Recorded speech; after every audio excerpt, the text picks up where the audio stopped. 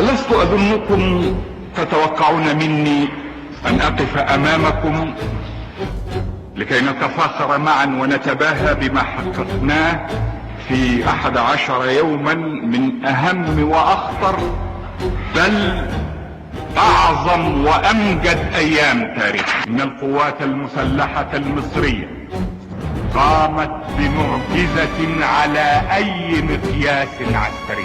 إن التاريخ العسكري سوف يتوقف طويلا بالفحص والدرس أمام عملية يوم 6 أكتوبر سنة 73، حين تمكنت القوات المسلحة المصرية من اقتحام مانع قناة السويس الصعب واجتياح خط بارليف المنيع وإقامة رؤوس جسور لها على الضفة الشرقية من القناة، بعد أن أفقدت العدو توازنه كما قلت في 6 ساعات.